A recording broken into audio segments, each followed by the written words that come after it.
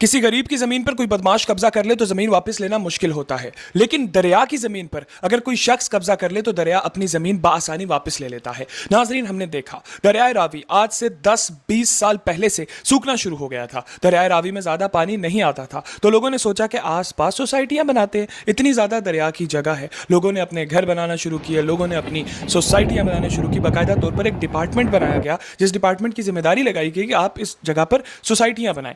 اب سوسائٹیاں بنا لی گئی، پانی اپنی جگہ لینے کے لیے واپس آیا۔